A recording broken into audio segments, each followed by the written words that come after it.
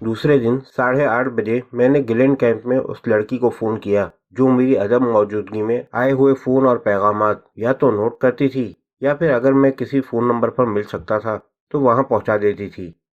मैं अभी बाहर जा रहा हूँ डोरस, मैंने उसे बताया। पहले मैं मिस्टर हमीश के घर जाऊंगा। वहां मैं तकरीबन 9:30 बजे तक पहुंच जाऊंगा।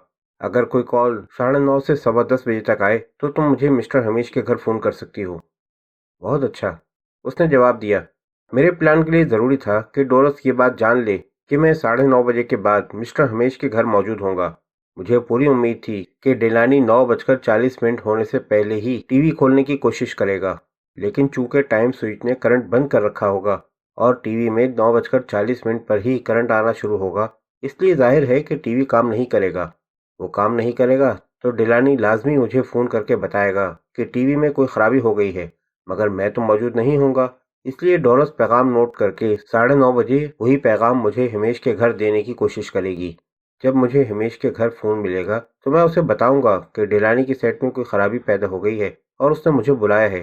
गोया इस तरह मुझे डेलानी के घर जाने का जवाब मिल जाएगा और मैं इस मौके से फ़ायदा उठाकर टाइम क्लॉक स्विच टीवी से निकालकर सेट को उसकी साबका हालत में ले आऊँगा। और इस तरह किसी को ये शुबा नहीं होगा कि डेलानी की मौत किसी साजिश का नतीजा भी हो सकती है। जिस वक्त मैं उस चट्टान पर पहुंचा जहां से मुझे डेलानी के केबिन की निगरानी करनी थी तो 9 बजने में 10 मिनट थे। मैंने एक सिगरेट सुलगाया और गिल्डा के मार्केट जाने का इंतजार करने लगा। अभी तक डेलानी के केबिन में जिंदगी के कोई आसार नहीं थे, अगरचे गैरेज का दरवाज़ा खुला हुआ था, जो एक अच्छी बात थी। इसका मतलब ये भी हो सकता था कि गिल्डा अनकरीब शॉपिंग के लिए गिलेन कैंप जाने वाली है, मगर क्या वो मुकर्रर वक्त से पहले घर से निकल सकेगी या फिर मुझे भागकर कंट्रोल बोर्ड के स्विच बंद करने होंगे। यहाँ से मुझे डेलानी के केबिन तक पहुँचने में 7-8 मिनट लगेंगे। इसके मानी थे कि मैं 9:20 से ज़्यादा इंतज़ार नहीं कर सकता था। अगले 10 मिनट मेरी ज़िंदगी के सबसे तवील 10 मिनट थे। मैं अपने ट्रक में इस तरह बैठा हुआ था कि मेरे हाथ बर्फ़ की तरह ठंडे हो रहे थे और जिस्म पसीने में शराबोर था। मेरी नज़रें बार बार घड़ी की तरफ जा रही थी। जहन परेशान कुन ख्यालात में उलझा हुआ था। मैं सोच रहा था कि पता नहीं इस वक्त केबिन में क्या हो रहा होगा। गिल्डा गिलेन कैंप जाने के लिए तैयार हो रही है या फिर उसने आज शॉपिंग का इरादा मुलतवी कर दिया है। तब फिर अचानक मैंने उसे गैराज की तरफ आते देखा। मैं एकदम सीट पर सीधा हो गया। आखिरकार वो गिलेन कैंप जा रही है। चंद लम्हों बाद ब्यूक कार गेट से निकलकर सड़क पर आ गई और मेरी नज़रों से ओझल हो गई, मगर मुझे कोई शुबा नहीं था कि वो शहर के अलावा कहीं और जा रही होगी। अब वो 12-1 बजे से पहले वापस नहीं आएगी। मैंने केबिन की तरफ देखा। टिलानी कहीं नजर नहीं आ रहा था। मैंने अपनी घड़ी की तरफ देखा। इस वक्त 9:15 बजे थे। आधे घंटे से भी कम वक्त में वो बढ़ चुका होगा। मैंने ट्रक स्टार्ट किया और हिमेश के घर चल दिया। रास्ते में मैंने कोशिश की कि मैं डिलानी के बारे में ना सोचूं, मगर मेरे ख्यालात की रोह बार बार उसकी जानिब मबजूल हो जाती थी। अब वो क्या कर रहा होगा? क्या उसने टीवी ऑन करने की कोशिश की होगी? क्या उसे मालूम हो गया होगा कि टीवी काम नहीं कर रहा है? क्या वो इस वक्त डोरस को फ़ोन कर रहा होगा, उसे बता रहा होगा कि मुझे टीवी के मुआयने के लिए फ़ौरन भेज दिया जाए? जिस वक्त मैं हिमेश के घर पहुंचा हूं तो 9:30 बजे से 2 मिनट ऊपर हो गए थे। मिसेस हिमेश ने मुझे बताया कि उनके शौहर अपने कमरे में काम कर रहे हैं। मैं उसके कमरे की तरफ चल दिया। हिमेश अपनी मेज़ के करीब रिसीवर कान से लगाए खड़ा था। मैं अंदर दाखिल हुआ तो उसने मेरी तरफ देखा और रिसीवर में बोला, मिस्टर रेगन आ गए हैं, ज़रा होल्ड करो। उसने माउथ पीस पर हाथ रखा। तुम्हारा फ़ोन है रेगन? मुझे फौरन ख्याल हुआ कि डोरस होगी और ये बताना चाहती होगी कि मिस्टर डिलानी ने अपना टीवी खराब होने की इत्तला देते हुए मुझे फौरन बुलाया है। पूरी स्कीम किसी घड़ी की तरह ठीक ठीक चल रही थी। हर बात इस तरह हो रही थी जिस तरह मैंने अंदाज़ा लगाया था। शुक्रिया, मैंने हिमेश से कहा और आगे बढ़कर रिसीवर उसके हाथ से ले लिया। तुम बात कर लो, मैं अभी आ रहा हूँ, हिमेश ने कहा और कमरे से निकल गया। उसके कमरे से जाने के बाद मैंने रिसीवर में कहा, क्या तुम बोल रही हो डोरस? और फिर जवाब में मैंने जो आवाज़ सुनी उसने मेरे जिस्म का खून जैसे मुंजमद कर दिया। टेरी, ये मैं बात कर रही हूँ। आवाज़ सरीहन गिल्डा की थी। गिल्डा? मैंने हैरत से कहा, तुम कहाँ हो? मैं तुम्हारे केबिन से फ़ोन कर रही हूँ, उसने जवाब दिया। केबिन की चाबी मुझे चटाई के नीचे मिल गई थी और फिर डोरस से पूछने पर मालूम हुआ कि तुम मिस्टर हिमेश के घर गए हो। लेकिन तुम वहाँ क्या कर रही हो? मैं उसे छोड़कर चली आई हूँ टेरी, गिल्डा ने बताया। मुझे ऐसा महसूस हुआ जैसे किसी ने बड़े जोर से मेरे दिल पर एक घूंसा मार दिया हो। छोड़कर चली आई हो? क्या मतलब? मैं तेजी से बोला। تم تو کہہ رہی تھی کہ تم اسے کبھی نہیں چھوڑ سکتی۔ کل رات میرا اس سے زبردست جھگڑا ہو گیا تھا، آج صبح پھر لڑائی ہوئی۔ میں اب اس صورتحال کو زیادہ برداشت نہیں کر سکتی تھی، اس لیے اسے ہمیشہ کے لیے چھوڑ کر چلی آئی ہوں۔ میں یہاں اسی مسئلے پر تم سے گفتگو کرنے آئی تھی۔ میں اس سے طلاق لینے کا فیصلہ کر چکی ہوں۔ میں یہ مشکل سن رہا تھا۔ اب جب کہ وہ خود اسے چھوڑنے کا فیصلہ کر چکی تھی تو ڈیلانی کو قتل کرنے کی کوئی وجہ باقی نہیں رہ جاتی تھی۔ میں نے جلدی سے اپنی رسٹ واچ کی طرف دیکھا۔ میرے پاس صرف 2 منٹ تھے جن میں میں اپنے آپ کو ایک قاتل بننے سے بچا سکتا تھا۔ صرف 2 منٹ۔ تم وہیں ٹھہرنا گلڈا، میں نے جلدی جلدی بولتے ہوئے کہا۔ میں اس وقت فون پر تفصیل سے بات نہیں کر سکتا۔ 1 گھنٹے تک واپس پہنچوں گا، میرا انتظار کرنا، سمجھ رہی ہو نا؟ لیکن ٹیری، میں نے اس کا فقرہ پورا ہونے سے پہلے ہی کنیکشن آف کر دیا اور جلدی جلدی ڈیلانی کا نمبر ڈائل کرنے لگا۔ میرے ہاتھ کانپ رہے تھے اور پیشانی پسینے میں بھیگتی جا رہی تھی۔ میں نے دوسری طرف فون کی گھنٹی بجتے سنی، گھڑی کی طرف دیکھا، صرف 50 سیکنڈ باقی تھے۔ میں ریسیور تھامے تیز تیز سانسیں لیتا ہوا کھڑا تھا۔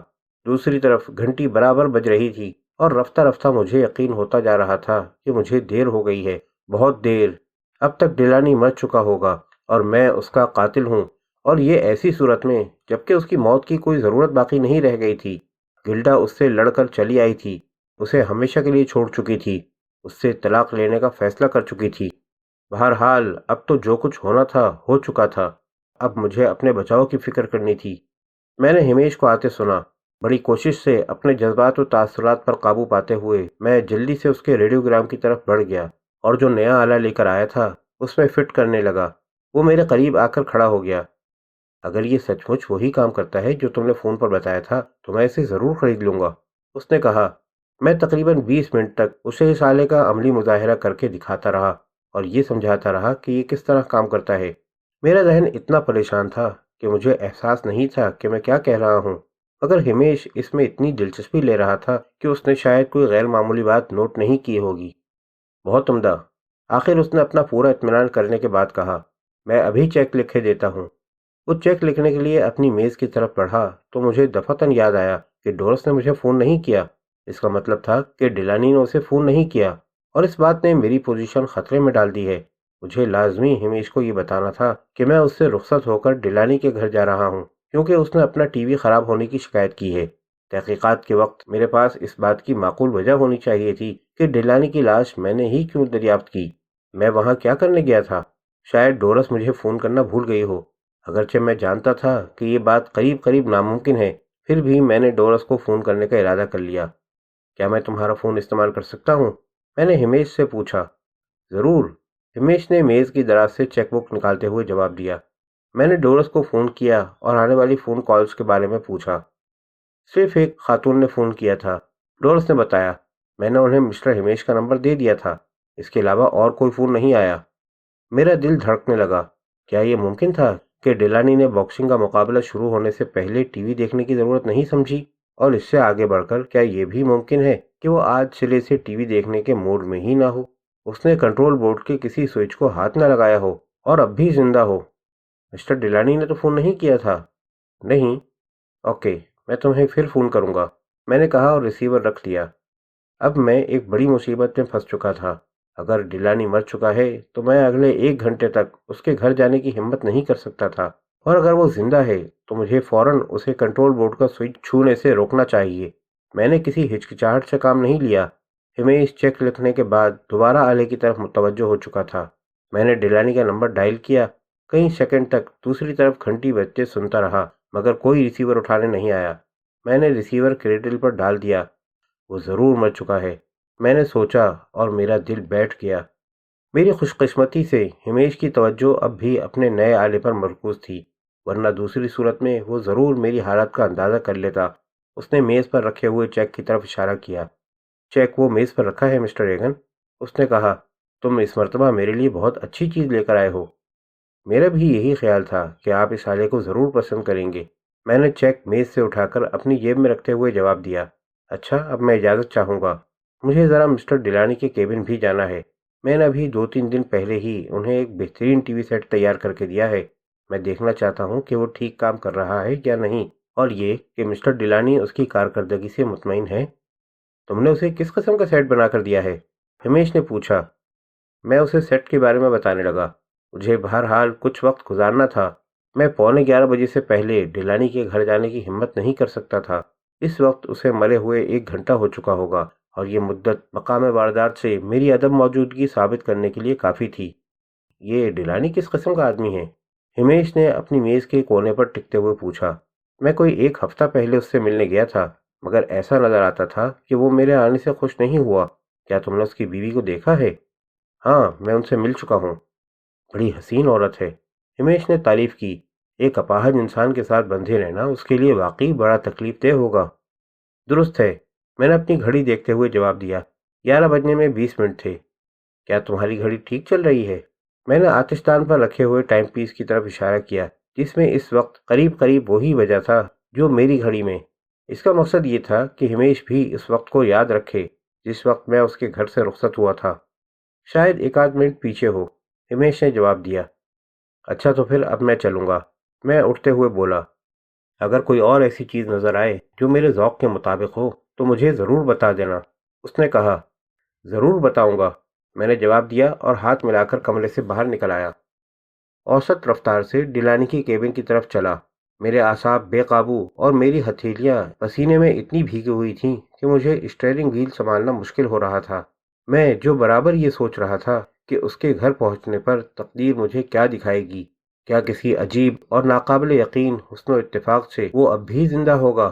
بہت ہی مبہم سا امکان تھا کہ شاید وہ باکسنگ کے مقابلے کے بارے میں بھول گیا ہو اور اس نے ٹی وی نہ کھولا ہو، اور جیسا کہ اس کی عادت تھی اس وقت بھی برآمدے میں بیٹھا رسالہ پڑھ رہا ہو۔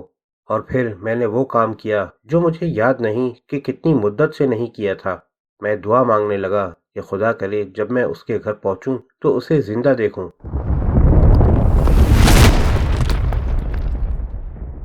میں کیبن کے گیٹ کے سامنے ٹرک روک کر نیچے اتر رہا تھا کہ ڈاک خانے کی گاڑی بھی وہیں آ کر ٹھہر گئی۔ گلین کیمپ کا ڈاکیا فلیچر میری طرف دیکھ کر مسکرایا اور کھڑکی میں سے ہاتھ نکال کر 2 خط میری جانب بڑھاتے ہوئے بولا، اگر آپ مسٹر ڈیلانی کے پاس جا رہے ہیں تو انہیں یہ خط بھی دے دیجیے گا۔ شاید قسمت مہربان تھی، یہ ایک اور گواہ مجھے مل گیا جو میرے کیبن آنے کا صحیح وقت بیان کر سکتا تھا۔ میں اس کی طرف بڑھا۔ ضرور۔ اس کے ہاتھ سے وہ خط لیتے ہوئے میں نے کہا، ادھر پھر ریسٹ واچ کی طرف دیکھا۔ تمہاری گھڑی میں اس وقت کیا ٹائم ہے مسٹر فلیچر؟ 11:05۔ فلیچر نے جواب دیا، اور یہ بالکل رائٹ ٹائم ہے۔ اس نے میرا شکریہ ادا کیا اور چلا گیا۔ میں نے ان 2 خطوط کے پتے پر نگاہ ڈالی جو وہ مجھے دے گیا تھا۔ دونوں ڈیلانی کے نام تھے۔ میں نے انہیں اپنی ہپ پاکٹ میں رکھ لیا، پھر کیبن کا گیٹ کھولا، ٹرک کو اندر لے گیا، نیچے اترا، گیٹ بند کیا اور کیبن کے برآمدے کی جانب چل دیا۔ میں برابر اپنے دل سے ایک ہی سوال پوچھ رہا تھا، کیا ڈیلانی مر چکا ہے؟ کیا میں نے اسے قتل کر دیا ہے؟ برآمدے کی سیڑھیوں پر ایک لمحے کے لیے رک کر میں نے ادھر ادھر دیکھا۔ ڈیلانی کہیں نظر نہیں آ رہا تھا اور یہ اچھا شگون نہیں تھا۔ میں آگے بڑھا۔ ڈرائنگ روم کا دروازہ کھلا ہوا تھا۔ میں رک گیا۔ کھلے دروازے سے مجھے کمرے میں دوسری طرف رکھا ہوا ٹی وی صاف نظر آ رہا تھا۔ میں نے پھر قدم اٹھائے مگر فوراً ہی رک گیا۔ ڈیلانی فرش پر پڑا ہوا تھا، اس طرح کہ اس کے دونوں ہاتھوں نے اس کا چہرہ چھپا رکھا تھا۔ اس کے لیٹنے کا انداز بڑا غیر فطری تھا، اور کوئی آدمی اس طرح نہیں لیٹ سکتا تھا جب تک وہ مردہ نہ ہو۔ میں دروازے میں کھڑا ہوا اس کے بے جان جسم کو گھور رہا تھا، اور میرا دل خوف و ہراس سے بھرتا جا رہا تھا۔ وہ اس حال کو میری وجہ سے پہنچا ہے، میں نے اسے قتل کر دیا ہے۔ آہستہ آہستہ میں کمرے میں داخل ہوا۔ اب مجھے اس خطرے کا احساس ہو رہا تھا جس میں میں گھر چکا تھا۔ اگر اب میں نے ذرا سی بھی غلطی کری تو مجھے بھی مرنا پڑے گا۔ اب مجھے بہرحال اپنے پلان کی ایک ایک تفصیل کے مطابق عمل کرنا تھا، اور اس یقین کے ساتھ کہ اس میں جھوٹ کا کوئی رخنہ باقی نہ رہے۔ اس کے اکڑے ہوئے جسم کے قریب سے گزرتے ہوئے میں نے پہلے مین سوئچ بند کیا، پھر ٹی وی کا تار پلگ سے نکال لیا۔ پھر میں نے اس کی گردن چھو کر دیکھی۔ یہ میرے لیے انتہائی دشوار تھا، مگر اس کی موت کا یقین کرنے کے لیے مجھے ایسا کرنا پڑا۔ اس کا جسم ٹھنڈا پڑا تھا، وہ نہ صرف مر چکا تھا بلکہ اسے مرے ہوئے کافی دیر ہو گئی تھی۔ میں نے ڈرائنگ روم کا دروازہ بند کیا، ٹی وی سیٹ کے پاس آیا، اس کی پچھلی تختی علیحدہ کی، اندر ہاتھ ڈال کر ٹائم سوئچ کلاک نکالی، کنٹرول بورڈ سے اس کا کنیکشن کھول کر اس کے تاروں کو دوبارہ درست جگہ پر لگا دیا۔ میں تیزی سے کام کر رہا تھا، سب کام 5 منٹ میں ختم ہو گیا۔ میں نے ٹائم سوئچ کلاک کو اپنے ٹرک کی ڈرائیونگ سیٹ کے نیچے چھپا دیا۔ اسٹور روم میں تھوڑی تلاش کے بعد مجھے ایک اوزاروں کا باکس مل گیا۔ یہ ایک الماری کے اوپری خانے میں رکھا تھا۔ اس کے اندر 2 اسکرو ڈرائیور رکھے ہوئے تھے، ایک کرنٹ پروف تھا جبکہ دوسرا پورے کا پورا لوہے کا بنا ہوا تھا۔ میں یہ لوہے والا اسکرو ڈرائیور لے کر ڈرائنگ روم میں گیا اور اسے ڈیلانی کے ہاتھ کے قریب ڈال دیا۔ اس کے بعد میں نے کنٹرول بورڈ سے نکالے ہوئے تمام ربر کے چھلے اور واشر وغیرہ دوبارہ اس میں لگا دیے اور اسے کرسی پر فٹ کر دیا۔ اس کے بعد میں نے ٹی وی کو اس طرح ڈیلانی کے قریب رکھ دیا کہ اس کا کھلا ہوا عقبی حصہ ڈیلانی کے سامنے رہے۔ ایک قدم پیچھے ہٹ کر میں نے کمرے کا جائزہ لیا۔ منظر کافی متاثر کن تھا، سوائے ایک خالی گلاس کے جو کہ ڈیلانی کے قریب فرش پر گرا ہوا تھا۔ یہ گلاس اس منظر میں کہیں فٹ نہیں ہو رہا تھا۔ میرا خیال تھا کہ جب وہ مرا تو شراب پی رہا تھا۔ میں نے گلاس اٹھا لیا۔ میں وہاں کوئی ایسی چیز چھوڑنا نہیں چاہتا تھا جو لوگوں کو الجھانے والی ہو۔ حادثے کو جتنا سادہ رکھا جائے اتنا بہتر تھا۔ اگر لاس اینجلس سے جاسوس آ ہی گیا اور اس نے گلاس کی موجودگی سے ڈیلانی کے بلا نوش ہونے کا شبہ کیا تو وہ مزید چھان بین کرے گا اور میں زیادہ چھان بین کیے جانے کا خطرہ مول نہیں لے سکتا تھا۔ میں گلاس کو کچن میں لے گیا، اسے اچھی طرح دھو کر خشک کیا، اس کا خیال رکھا کہ میری انگلیوں کے نشانات اس پر نہ رہ جائیں، اور پھر اسے کچن کی الماری میں رکھ دیا۔ واپس ڈرائنگ روم میں آیا۔ یہ سب کام 10 منٹ میں ختم ہو گئے تھے اور اب وقت آ گیا تھا کہ میں شیرف جیفرسن کو فون کر کے لاش پانے کی اطلاع دوں۔ ریسیور اٹھانے سے پہلے میں نے ایک مرتبہ پھر اسے دیکھا۔ ڈیلانی اپنے ٹی وی سیٹ کے سامنے فرش پر گرا ہوا تھا۔ سیٹ کی پچھلی تختی علیحدہ تھی، اس کا عقبی کھلا ہوا حصہ ڈیلانی کے سامنے تھا۔ لوہے کا اسکرو ڈرائیور اس کے ہاتھ کے قریب پڑا تھا۔ کوئی شخص جو اس منظر کو دیکھے گا یہی سوچے گا کہ ڈیلانی اپنے سیٹ کی کوئی خرابی خود درست کرنے کی کوشش کر رہا تھا، اور ایسا کرتے ہوئے اس کا ہاتھ مین کرنٹ کی کسی تار سے چھو گیا جس کے نتیجے میں اس کی موت واقع ہو گئی۔ ایسے حادثے نئے نہیں تھے، پہلے بھی ہوتے رہے تھے۔ اخبارات میں گاہے گاہے ان اناڑی مگر تجسس پسند لوگوں کے نام آتے رہتے تھے جو کسی کام کو کرنے کے اہل نہیں تھے، مگر اس میں انہوں نے ہاتھ ڈالا اور اپنی بے عقلی سے کسی سنگین حادثے کا شکار ہو گئے۔ میں نے ریسیور اٹھانے کے لیے ہاتھ بڑھایا ہی تھا کہ اچانک میرے ذہن کو ایک جھٹکا سا لگا۔ ٹی وی میں کوئی خرابی تو تھی ہی نہیں، پھر ڈیلانی کیا کرنے کی کوشش کر رہا تھا؟ میرے جسم میں سردی کی تیز لہر دوڑ گئی۔ میں ایک خطرناک غلطی کرتے کرتے رہ گیا تھا۔ سیٹ میں کوئی خرابی ہونا ضروری تھی، اس کے بغیر ڈیلانی اسے کھول کر درست کرنے کی کوشش کیوں کرتا؟ تحقیقات کے دوران اگر ٹی وی ٹھیک کام کرتا ہوا پایا گیا تو پولیس کو شبہ ہونا لازمی تھا۔ میں سیٹ کے قریب گیا، اپنے اوزاروں کے تھیلے سے ایک کرنٹ پروف اسکرو ڈرائیور نکالا، سوئچ دبا کر سیٹ کو آن کیا اور پھر اسکرو ڈرائیور کے پھل کو 2 پوائنٹس کے درمیان رکھتے ہوئے سرکٹ شارٹ کر دیا۔ روشنی کا ایک جھماکا ہوا اور سیٹ خاموش ہو گیا۔ کئی والو ایک ساتھ خراب ہو گئے تھے۔ اس کے بعد میں نے لاؤڈ اسپیکر جانے والا ایک تار توڑ دیا۔ اب ٹھیک تھا۔ میں واپس فون کے پاس گیا اور ریسیور اٹھا کر شیرف جیفرسن کا نمبر ڈائل کیا۔ اس نے فوراً جواب دیا۔ شیرف، مجھے اپنی آواز کو گھبرایا ہوا بنانے کی کوشش نہیں کرنی پڑی۔ میں ٹیری ریگن بات کر رہا ہوں۔ کیا تم اس وقت مسٹر ڈیلانی کے کیبن آ سکتے ہو؟ یہاں ایک حادثہ ہو گیا ہے، مسٹر ڈیلانی مر گئے ہیں۔ اوکے، میں فوراً آ رہا ہوں۔ شیرف کی آواز پرسکون اور ٹھہری ہوئی تھی۔ ڈاکٹر ملاڈ کو بھی ساتھ لیتے آنا، میں نے کہا۔ وہ یہیں موجود ہے، ہم آ رہے ہیں، جیفرسن نے جواب دیا اور لائن خاموش ہو گئی۔ شیرف کو پہنچنے میں ابھی نصف گھنٹے کے قریب لگے گا۔ ذہن کو تھوڑی مہلت ملی تو میرے خیالات گلڈا کی طرف منتقل ہو گئے جو اس وقت میرے کیبن میں بیٹھی ہوئی میرا انتظار کر رہی تھی۔ اس وقت مجھے احساس ہوا کہ اب اس کے پاس موقع واردات سے دور رہنے کا کوئی ثبوت نہیں تھا۔ اگر کوئی بات غلط ہو گئی اور پولیس نے حادثے کے بجائے قتل کا شبہ کرتے ہوئے تحقیقات شروع کی تو وہ ضرور معلوم کرنا چاہے گی کہ گلڈا قتل کے وقت سے لے کر اپنے واپس آنے تک کہاں کہاں رہی یا اس نے کیا کیا کیا۔ اگر یہ معلوم ہو گیا کہ وہ اس وقت میرے کیبن میں تھی تو فوراً شبہ کیا جائے گا کہ ضرور ہمارے درمیان کوئی بات ہے، اور پھر اسے قتل کا مقصد ثابت کرنے کی کوشش کرنے لگیں گے۔ مجھے ابھی سے اس کا کوئی علاج سوچنا تھا۔ میں نے اپنے کیبن کا نمبر ڈائل کیا۔ قدرے توقف سے گلڈا نے جواب دیا۔ گلڈا، میں نے حتی الامکان پرسکون لہجے میں کہا، کیا تم کوئی سوال کیے بغیر میرے کہنے پر عمل کرنے کے لیے تیار ہو جاؤ گی؟ یہ بہت اہم معاملہ ہے۔ کیوں نہیں ٹیری، کیا کوئی پریشان کن بات ہو گئی ہے؟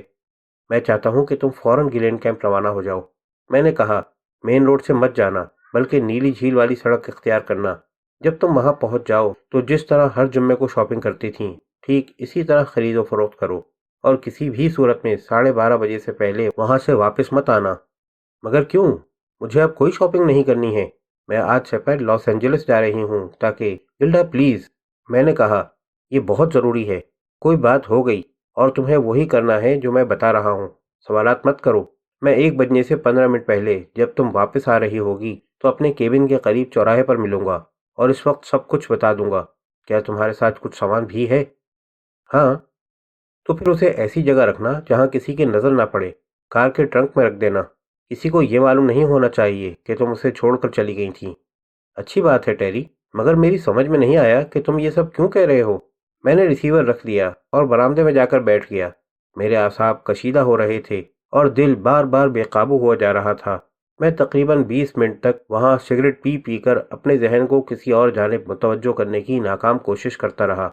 आखिर मैंने शेरिफ जेफरसन की कार की आवाज़ सुनी। दूसरे लम्हे जेफरसन बरामदे के सामने कार से उतर रहा था। डॉक्टर मिलार्ड भी उसके साथ था।